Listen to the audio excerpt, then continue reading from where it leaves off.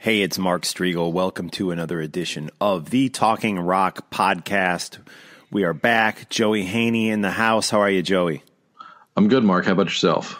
Good. I was just telling you before we started the show, I just got back from M3 less than a week ago and just have a ton of material that we're going to be throwing up on YouTube and on Talking Metal, on the Talking Metal podcast and talkingrock.net. So I hope everyone tunes in for that. And have you ever been to the M3 Fest, Joey? No, but that's definitely one of those destination festivals in the States that I would make a point to go to if I had the means to, because, I mean, it looked awesome this year. And I got to ask you real quick. I mean, I'm sure you'll talk about this on Talking Metal, but I've been busy all week and I haven't seen the updates from M3. Did you finally get to see Loudness? No, they canceled. They canceled. Yeah, I will say this, which I haven't addressed publicly yet. You know, they downsized to one stage, and LA Guns had hinted at that they were dropped from the bill because of this. And Loudness, they blamed it on immigration problems again, but, you know, you had to kind of wonder if it may had also have had to do with the fact that they were planning on two stages and they had to go to one. This had nothing to do with ticket sales, the one stage. What happened was the roof collapsed on the main pavilion. They rebuilt it in time for M3. So the main pavilion was up and running. But that second stage, which is like out in the forest, all the construction trucks, like there were cranes and like it was just a big old dirty mess over there, and that's why there was no second stage this year, because of construction. Ticket sales seemed real good to me. It was a great event, and even without that second stage, they had things moving pretty quick on the main stage, so there was very little time without a band playing, and just a great festival. I can't wait for next year. You and Nola should definitely make the trek. It'd be great to see you guys there. Yeah, I mean, that's definitely something that we've started talking about already. So, cool. Yeah. Cool. Man.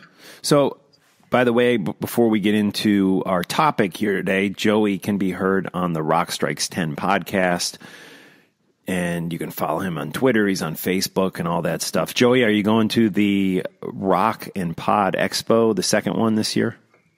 Yeah, everything is looking good that we'll be there again this year. All the C&J shows tentatively going to be there. Rock Strikes 10, the Synaptic Wrestling House Show, and Last Theater on the left should hopefully all be represented at this year's Rock and Pod Expo. If you go and donate to the cause, put my name under there, say I sent you, make me look good. Cool, absolutely. And you guys are going to have Vinnie Vincent there, who seems to be just about everywhere after not being anywhere for 20 years. He's interviews all over the place. If you got a autograph signing session, festival, what do you call it? Like a convention, he will be there. It seems like he's showing up to all of them. It's mind blowing. After just being gone for so long, suddenly he is absolutely everywhere. Yeah, I mean, nuts. even your interview with him was great, and I'm not just saying that. Are you amazed about how verbose he is? You know, or is he one of those guys you think he's just been bottled up for so long? It's like, here we go. You know. So. What do you mean by verbose? Like as far as like, I mean, like you ask him a question and he will give you like a nice solid 10-minute answer, and then after about 10 minutes realize, oh, I'm not being interviewed anymore. Right. Yeah. Yeah, that interview, you know, that I did with him was wild, because I don't know if I believe half the stuff he told me, you know, but he's selling that book pretty hard. I mean, that book's going to be, if it's everything he says, it's going to be a great read, of course. Do you think he's even started the book? I mean, honestly, no. Do you think he can still shred? No. Do you think he can still, that he's going to do this acoustic tour followed by the shred tour? No. I don't buy any of the stuff that he's throwing out there. I hope he proves me wrong, but I think he's just, a lot of talk, honestly. Let's see the goods. You know, they say you should never go out and announce what you're going to do before you do it, because you're just setting yourself up to look bad. But maybe he'll come through. According to the interview I did with him, he's got a book on the way. He's got new music on the way. He's got first an acoustic storytellers style tour, followed by the Shred tour. I don't know. It seems like he's got a lot on his plate, but let him prove me wrong. Yeah, I mean, this ties in very well to our topic this week, doesn't it? Yeah, absolutely. So Kiss, one of my favorite bands, one of your favorite bands, we met up out in Las Vegas back in, I guess that was 2014 for the Kiss residency, which that was so much fun, man. I had such a good time I saw them twice when I was out there. But anyways, we're talking about Kiss, the future of Kiss. What has Paul Stanley been saying? Well, there was an interview with him the other day. I wish I could give credit, and I'm sorry I don't have it in front of me, but the quote was, or the clickbait quote, if you will, is Paul Stanley's like, we're going out next year, and it's going to be our biggest tour ever. And I know that that's a cliche that all bands say, or at least bands like Kiss would say, or, the like. But, right. For a band that has done these kind of grandiose tours over the years, all the way from just like the original Destroyer tour where they build a whole new set to, like the Tank on the Creatures and Lick It Up tour, the reunion tour, the convention tour, even the Vegas residency. These are big things. Was that the Lick It Up tour? Or was that was the Creatures of the Night tour, right? Both Creatures and Lick It Up had the Tank, with and without makeup, respectively. So, like I got to thinking, like, I would hope that if, and they're not even saying that this is it, but, there was that little story that leaked out that they had, trademarked. The trademark for like the road or whatever. Yeah. Exactly. And, for a band that, has had its critics especially during this era of the band, except when it comes to certain things, but the tours, the regular tours are the things that have gotten kind of the most flack in the, hardcore fandom. And I know, like, when you had Eric Singer on Talking Metal, he's like, they don't play those shows really for hardcore fans. It's for people maybe that have never seen them before, and that's why the set lists are the way they are. So what I'm thinking is they have a really great opportunity here to really get both ends of the spectrum as far as a fan base goes, your fair weathers versus your hardcores. And I think the way I would start it is, and this is kind of something I wanted them to do when they did the Vegas residency, basically pay tribute to the entire history, if you will, the entire history, the discography. And, I thought they're doing near 20 shows in Vegas. It would be cool if they could pick each different night to spotlight a different album in the band's catalog. Because even the albums they quote unquote hate, they could at least realistically pull out 2 or 3 songs minimum from any of those albums. They didn't really do that in Vegas, but in their defense, on those Kiss cruises, they do that, right? Exactly. So I'm thinking, like, take all the best elements out of everything you've ever done through your career, and then you can get close to having what could be potentially your greatest tour ever. I don't think I'm wrong or unfair in assessing these things in my head as far as, like, let's take all the great things from all these different cool things that you have done. And, okay, let's say hypothetically, this is going to be a big undertaking, my theory here. But I think if you keep it limited to, I guess the big major cities, let's say 20 major cities is what I've got here, for the big farewell. And, the convention tour, that's one of those tours where if you went to it, like, that's the best thing you might have ever done, unless you went on the cruise, because the convention tour back in the 90s, the 96, 95, 95, right? Which was the catalyst for the reunion. So a lot of great things happened because of that. So, there's a few bands out there, national touring bands that are doing a lot of 2-nighters, in like kind of smaller-esque places. Like there's a new shed that opened up about 10 miles from where I live. And there's a lot of major bands like your 9 Inch Nails and stuff like that. They're doing 2 nights there, stuff like that. So I'm thinking each major city you play, you do 2 nights, a piece, in a row. And then the first night, I think can almost be kind of like a pseudo convention where it's Kiss, but it's like, basically the acoustic layout. And also not only do you have the current members of Kiss there, but because of what Gene has been doing with his vault appearances, he's brought Ace out, he's brought Vinny out, he's even got Peter out, like you mentioned before in your show, and I thought about that too. The only one absent from this, which is weird, is Paul. Yeah, but he will be doing the Vegas one, right? Yeah, that's what we hear. Along with, I think Robert Fleischman will be at that same one. Yeah, exactly. Yeah, that's really cool. I'm sorry, my cat's outside. I'm sorry about this. Okay. Tried to feed her before this, that kind of thing. That's all right. Yeah. Just no worries. Just keep going. Yeah. Right. So, and people even like Bruce Kulick, Tommy Thayer, everybody that's in the quote unquote family, can be involved in this first night. So it's basically like a glorified convention, like, in a shed place like this. And a lot of these newer buildings have like smaller places, like these little convention halls within their arenas. There's enough places around the country where you can find a place like this, or maybe a place next door to do this at. But I say that's where it's at, is like do the first night convention style, even maybe do like a very controlled Q&A, which is what they would want. And then, even in each major city, you're focusing on a different album maybe, or at least having a symposium. And I even had this envisioned, with like you and John, like even like hosting this thing and, and, talking and going through the entire history of the band, and to which we probably have a better chance than Eddie Trunk does. I'd say that much, although I kind of doubt he'll pick us to host it. Yeah, but I mean, that would be really cool, especially if you went through the entire history of the band and they're already there. They've got their guitars with them, and maybe they'll, pluck out a few songs that, of course, they rehearsed in advance. And that's why you get the hardcore fans right there. And then, of course, the second night you have the big, the ultimate live stage show of this current lineup of Kiss currently.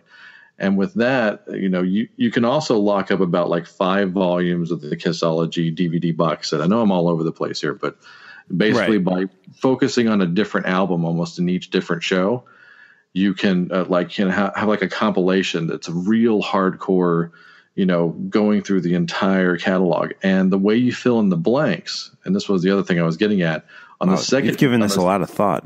Well, I mean, you do your best thinking in the shower, Right. I did this over the last day or so. So on the second night, where you have your big show, you have 2 openers. Your first act out is the Kulick Brothers, which of course, has been talked about on Talking Metal, how, huge that thing was that they did on the cruise, and they're going to be there again this year, where they're playing super deep cuts, pretty much for Bruce's era, but also stuff that Bob has played on over the years. And then your second opener, Ace Frehley. So basically you can get through like the whole history, where you almost could potentially hear every song off of each individual record in the different cities. And you have all these different acts to kind of fill in the blanks. I love that idea. I mean, the convention style thing, the Q&A, who knows? It sounds like that would be a lot of work for them. And I don't know if they would go for that. I love the idea. I just realistically, I don't know that they would do that. However, a tour that you're laying down here with like the Kulick Brothers and then Ace playing all on the same bill. I mean, we're going to go see Lamb of God and Anthrax and Slayer on the Testament, Behemoth. It's like a big list. We're going to this in a couple weeks. Yeah. I could see Kiss doing that. I think that's a great idea. Kiss out on the road with members of the Kiss family playing also on that same bill. I think that would be an absolutely incredible night. I mean, just those 3 right there, the Kulick Brothers, Ace, and Kiss. I mean, wow, I would pay big money to see that numerous times.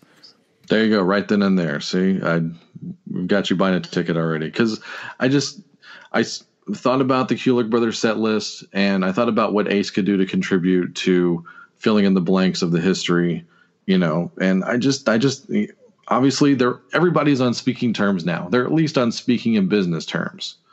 It's like Paul's kind of the X factor in this, I think Paul would go for what I just said. The Kulick Brothers and Ace on the same bill. Yeah. I don't think Paul's going to go for Vinny playing. I don't think Vinny can play personally, but even if he could, if he proves me wrong, Paul's not going to go for that. I know for a fact Eric and Paul both dislike Vinny. So I kind of doubt that Vinnie Vincent would be involved in any shape or form. even if he was physically able to be involved, if he could play the guitar, which again, I guess he's just holding that big shred moment back for all of us to experience sometime down the road. But if, I don't think Vinny, who else? Peter's not going to do it. That was just an awkward thing where Peter showed up at the Gene Simmons Vault thing and said, "Hi, how are you?" and then left. It was the weirdest thing I've seen. But because in a perfect world, they do this acoustic thing to where Vinny can still play with them because of the acoustic factor. Peter would play percussion, because Eric Singer obviously main drumming. And you have 4 guitar players and a bass player. And that's, like I said, that's the thing I had pitched for night one.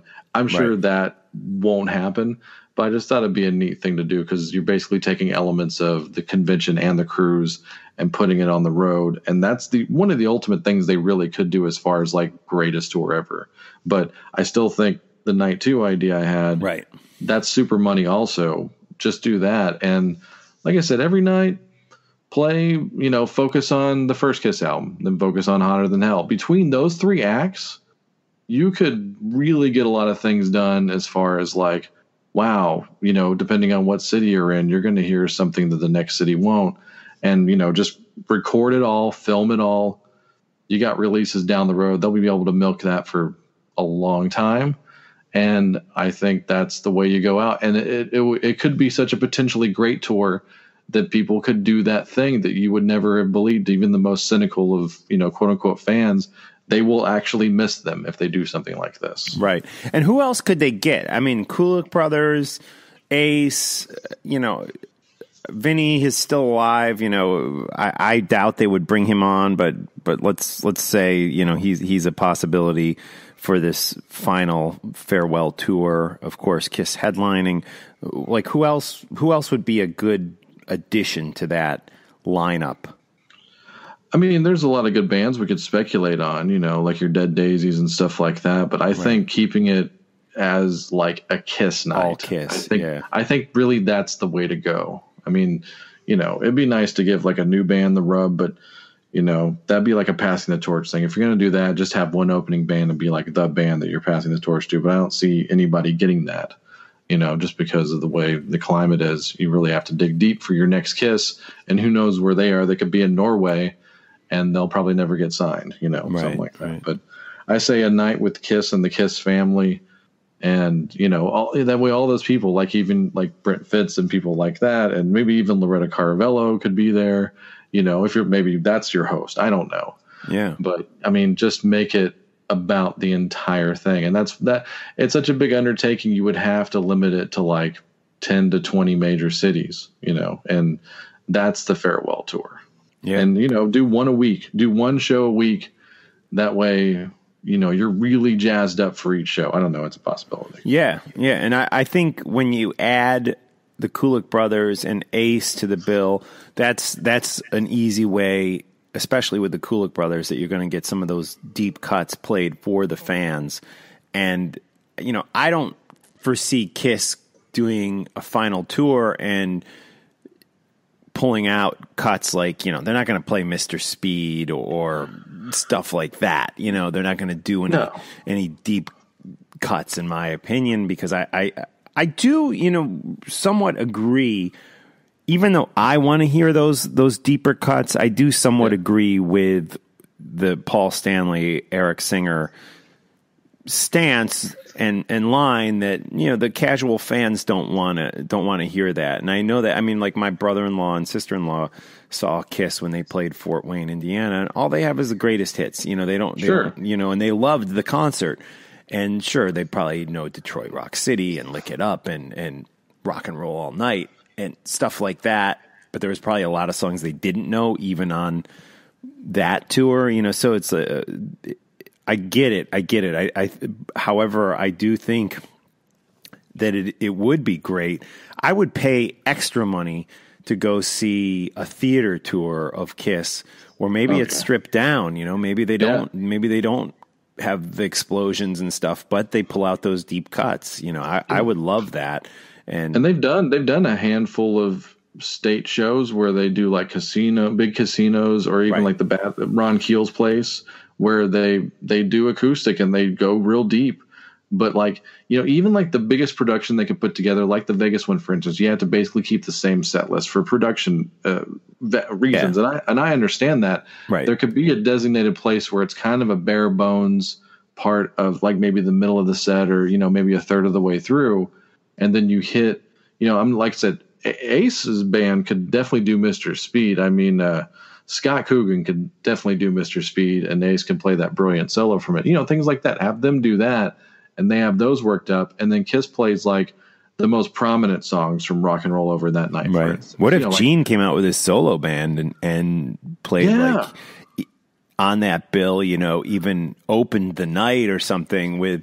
Or through the first night. It's played Charisma and like some of the songs he's been featuring with his solo band. Even if it was a short, like 5-song set or something, that would be real cool.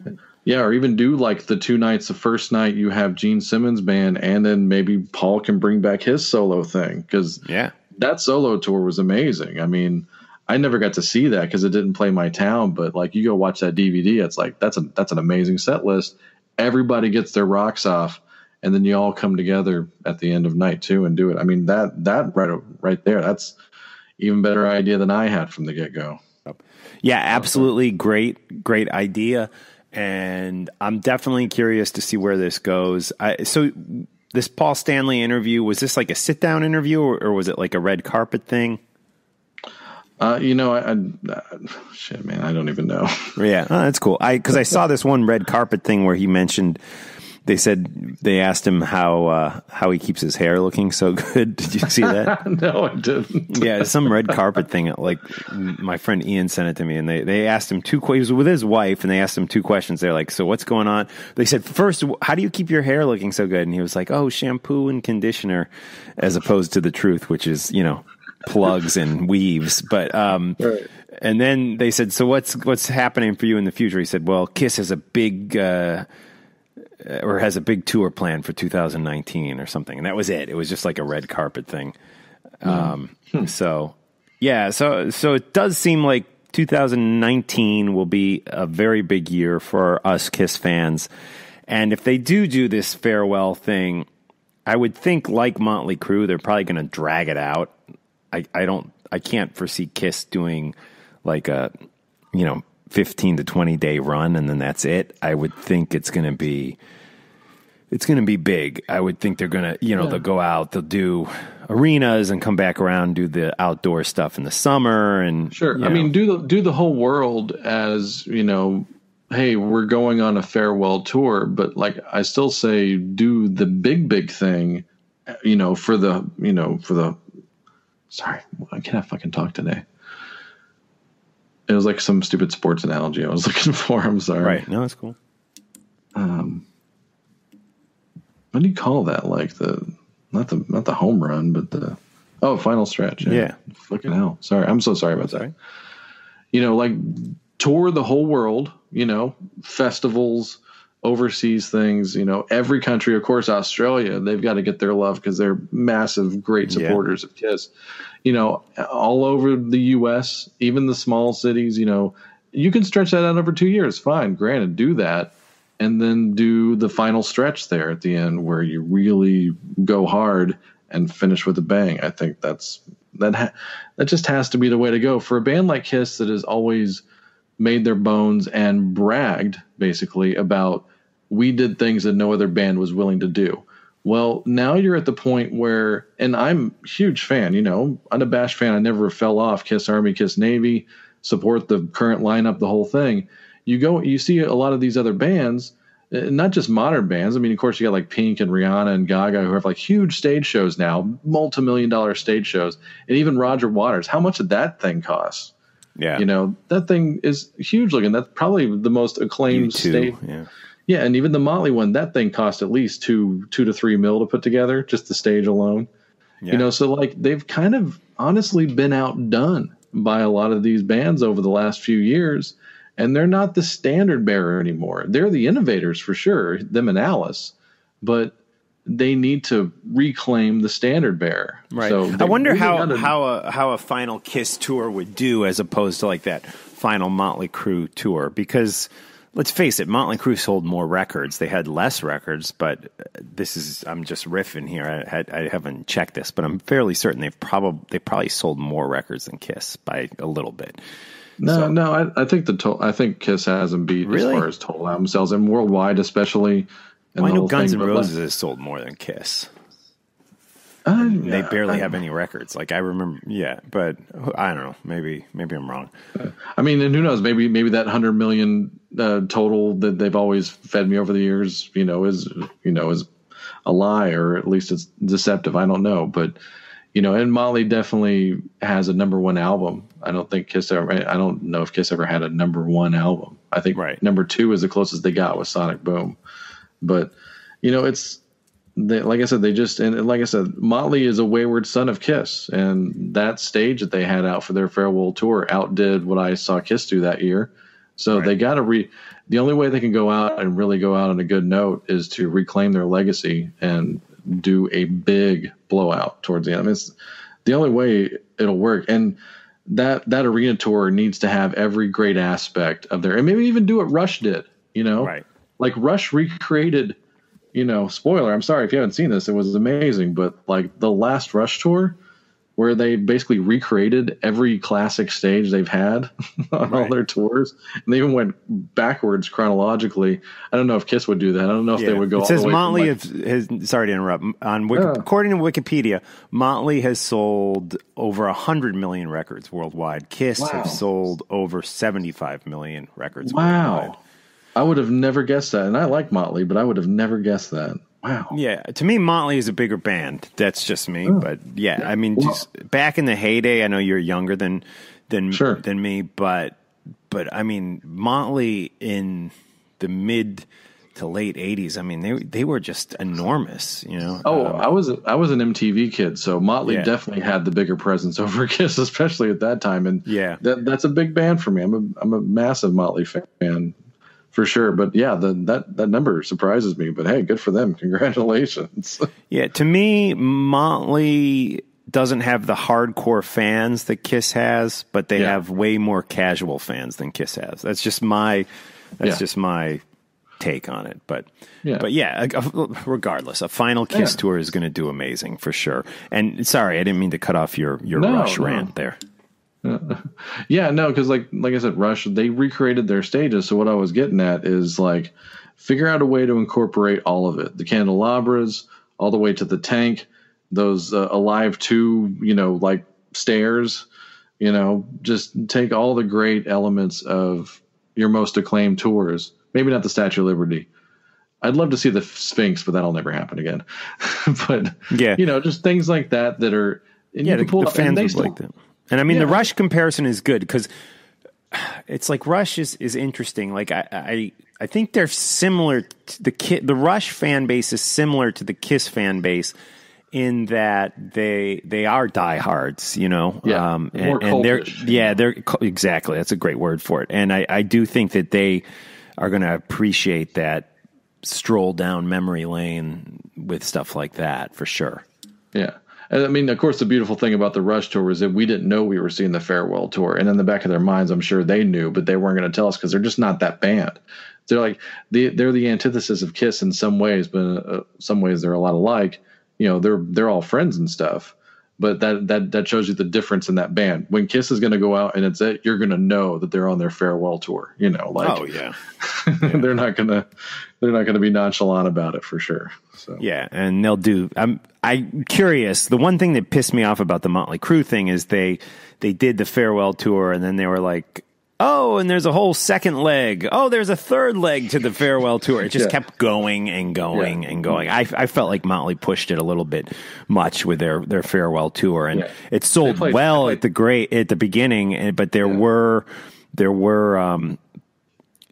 what do you call it? There were areas and locations and markets where, I guess markets is the word I'm looking for, where towards that third leg of that farewell tour, tickets were not selling what they should have been, Yeah, they played Dallas 3 times, and I even bought the end, the Blu-ray and CD set, and that Forum show, man, they could have done themselves right by actually sweetening it up, because I don't think they did a lot of sweetening on it, because they don't sound all that great, especially Vince. I mean, I know that's the knock on them, but I saw them in Shreveport, Louisiana on that farewell tour. We went to like a minor league hockey arena to see it, and it was awesome. Vince sounded great. And I'm just like sitting there, they should have pro shot every show just in case, because I know it's kind of like Song Remains the Same. They wanted the Garden because that's the place. Well, Motley needed to be at the Forum for that last show, and I get it. But that was not anywhere close to the performance I saw, and I saw that tour early. They should have used one of those, honestly. Yeah, or at least did what Zeppelin did with Song Remains the Same, and that's re-record everything. Yeah, and even people still knock that performance here and there. I know that, but I love that album, The Song Remains the Same. It's a great record. Hey, I do too, but yeah, like the band doesn't seem to like it that much, or like we were tired and it's the end of the tour, and blah, blah, blah, So that's what happens. You're at the end of the tour and you're tired. I get it. So. All right. Well, listen, let's kill it there. Sure. And we'd love to hear your opinions, guys, in the comment section here on talkingrock.net. Let us know what you think is going to go down with Kiss in 2019. Check out Joey on the Rock Strikes 10 podcast and at the Rock and Pod Expo 2, August 25th, right in Nashville. In Nashville, yeah. I'm sorry I'm not going to be there this year. It's you're going to be sorely missed. It's a tough weekend for me. It was last year, honestly, because it's my son's birthday weekend. And if that's going to be the weekend, the Rock and Pod Expo happens every year, I'm not going to be able to make it every year. I will come sometime, but that's a tough weekend, and we already have a bunch of family plans going on that weekend. So I'll make some calls on your behalf. Yeah, please give me the blow by blow. Let me know what's going on. Is Michael Butler coming back? I'm sure if the money's right. Yeah. It's good for him. I mean, if he's they're going to pay him to be there. It's like I flew out there. I spent hundreds of dollars getting there last year. Yeah, I know I'm a spec on this thing, but I take $0 for doing this. I love Michael Butler, and I always praise him and love his show, but is he really that big of a star that they fly him in? And I mean, I don't know. Well, they did the first year. I mean, they definitely got, I don't know if they got, the content they got and the controversy and all the fallout and everything. I wonder if that translated to the money spent. I'm always curious about those things. That's not a knock. That's just me being curious. Right. So, right. Yeah. Yeah. But we're talking about Michael Butler from the great Rock and Roll Geek Show, which is a podcast that's been along. Yeah. I mean, it's the original, man. It's not only one of the first music podcasts, it's one of the first podcasts, period. And it's still going, and it's still great, and everyone should check out Michael Butler's Rock and Roll Geek Show. I love that show. And it's like one of those things, like, sometimes I'll not listen for 6 to 8 months, and then I come back, and it's always such a great feeling when I come back to it, because it's been a part of my life since 2005 at least, So yeah, the Rock and Roll Geek Show by Michael Butler. I am Mark Strigl. Check me out on the Talking Metal podcast. You're listening to Talking Rock right now. You're listening to Joey Hanyie. He has his own podcast too, Rock Strikes 10. It's a great show. And we will check you guys out next time, right here on the Talking Rock podcast. Thanks, Joey. Thank you.